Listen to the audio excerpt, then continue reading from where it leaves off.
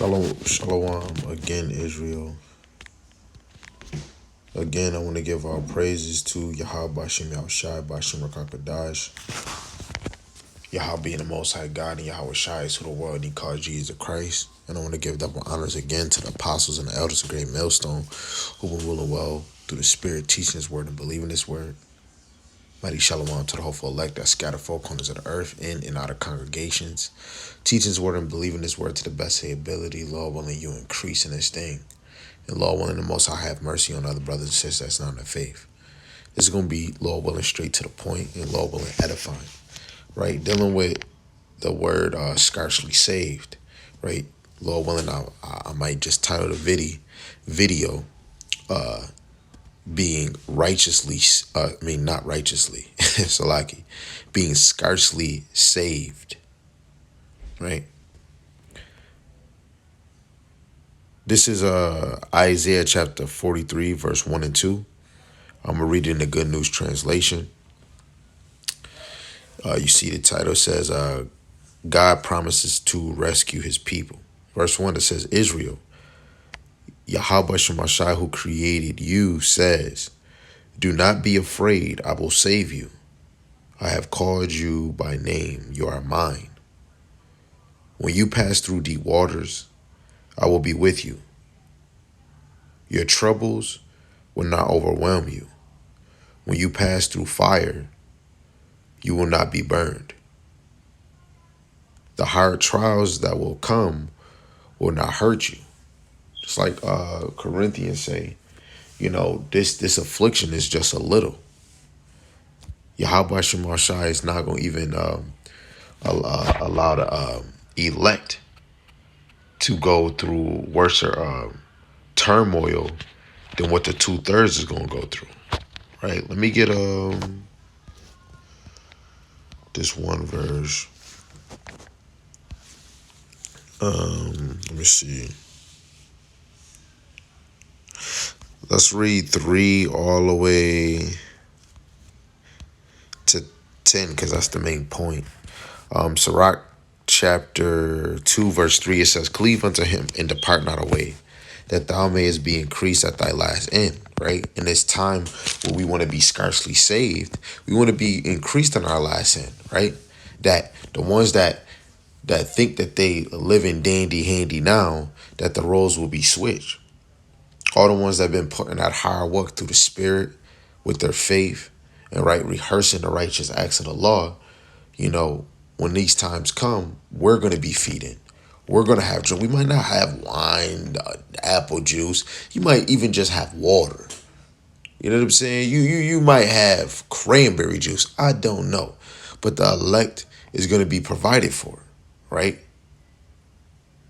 In 2 ways, like the parable when Yahweh Shai fed 5,000 people. Right? Now, the elect had to be in the midst, which I will say is the disciples. Right? But then you had a great multitude that was very faint. Yahweh Shai fed them. And when they left, a lot of people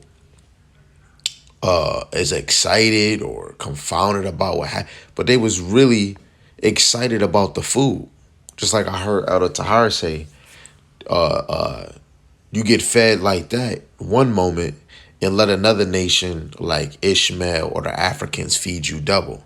This is how Israel cleaved to other beliefs, because what brothers be saying at work, the benefits you get for working here, the benefits you get to believing in Allah, right? And that's how Israel is.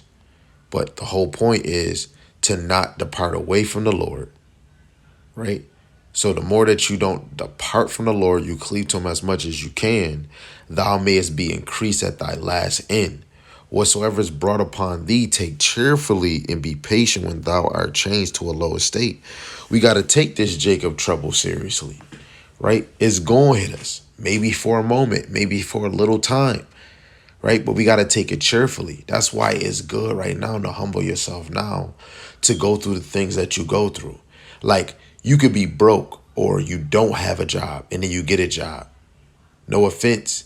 You could be at a house and you're almost close to getting eviction. You got scarcely saved from getting evicted. right? You getting lazy at the job, they about to fire you. You step up your game a little bit, right? You start analyzing, you know what? This is an easy, such and such. Like we try to, me and this old OG, we try to motivate brothers. You getting five, I mean, for their pay, they getting 500, 600 a week. When brothers was getting 300, the one OG said when he started, he was getting $8, $9 an hour and only bringing home 300. And look where we at now. And then getting overtime, he got close to 500. Even without overtime, I'm still getting over that. And it's all by the Most High. The little that he do is to humble you, so when it get worse, you'll be able to grasp it more, right? Verse 5, it says, for gold is tried in the fire, and acceptable men in the furnace of adversity. You're going to be tried. We should be ready, always be ready for that. The little, man, I'm going through a little some weird skin thing. My skin is acting weird for a whole 31 years, 30 years. I never had to deal with that. I'm 32 now. Now my skin is acting mad weird. Guess what? I have to acknowledge, this had to be of the Lord. If the Lord killeth and maketh alive, you know damn well he maketh sick. You receive good and evil at the Lord, but he wants to humble you. He might be chastising you. Do acknowledge that he's chastising you. Guess what? It helps me think of it in the longer run. So when situations come, it's the Lord trying to humble me. Better my mind frame, better my spirit. But verse 6, believe in him and he will help thee. Order thy way aright and trust in him. Ye that fear Yahweh Shemashai, wait for his mercy and go not aside, lest ye fall. Ye that fear Yahweh Shemashai, believe him, and your reward shall not fail. Right? Revelations 12 and I believe it's Revelations 12 and 2. I mean, not Revelations 12 and 2. Revelations 22 and 12. Right? Where he says, my word is with me. Right? We have to know that the reward, whatever we get, regardless if we wicked or righteous, is with Hamashiach Yahushai. Right? It says, ye that fear Yahweh Shemashai, hope for good, and for everlasting joy and mercy. Look at the generations of old and see did ever any trust in Yahweh Shemashai and was confounded, right? Confused. Or did any abide in his fear and was forsaken, abandoned? Or whom did he ever despise that called upon? This is a question. Do you have the answer? It's not one, right?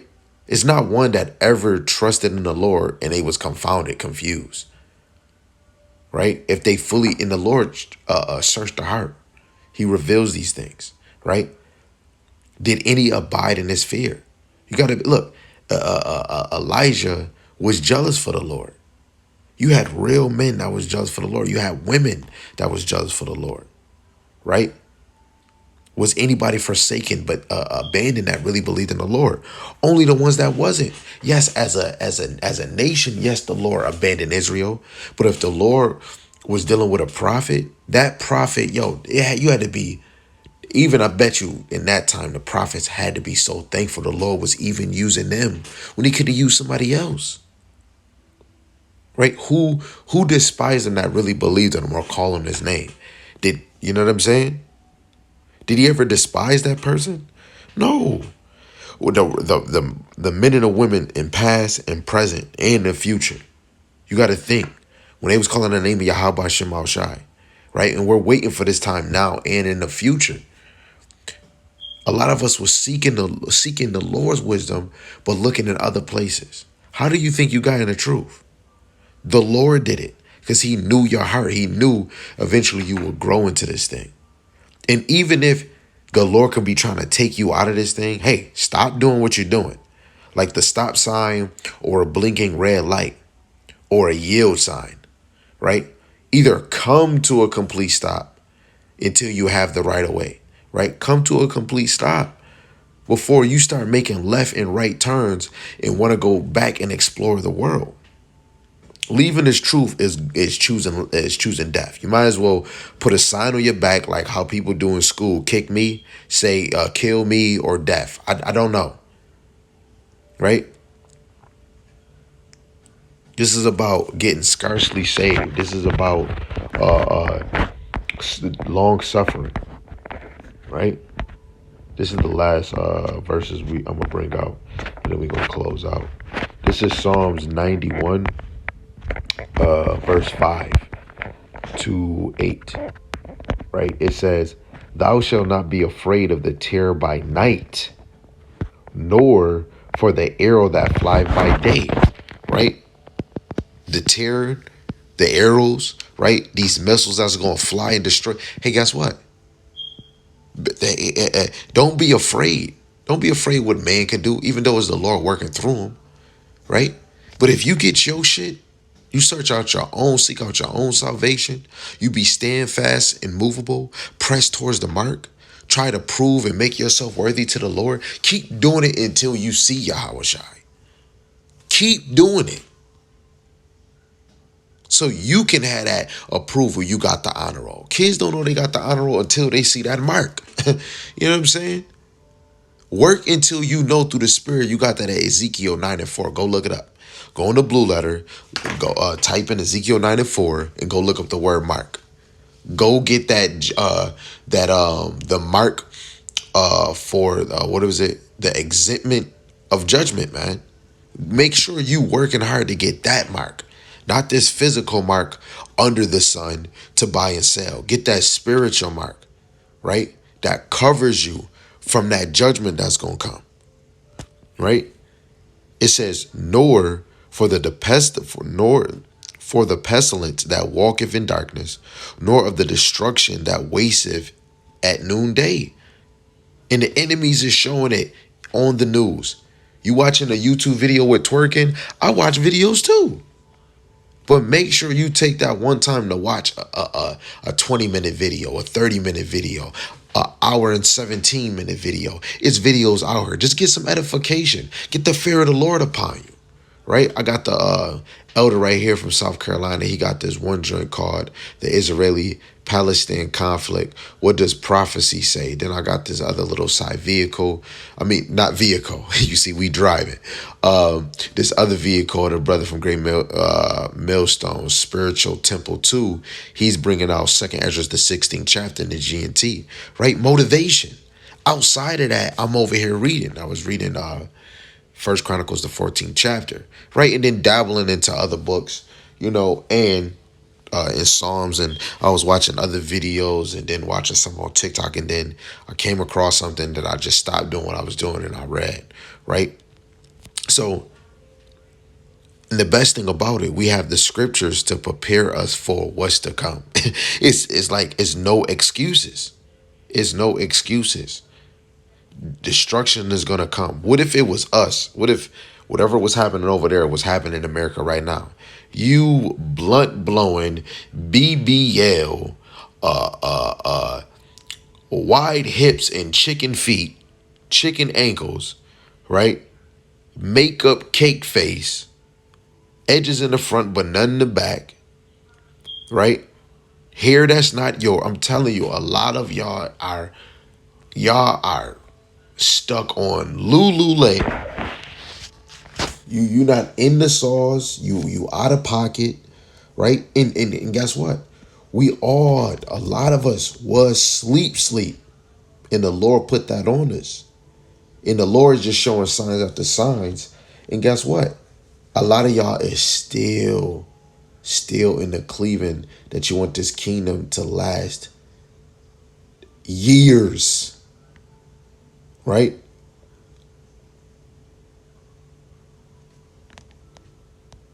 I'm going to just finish it out. Verse 7 to 8, it says, 1,000 shall fall at thy side, and 10,000 at thy right hand, but it shall not come nigh thee.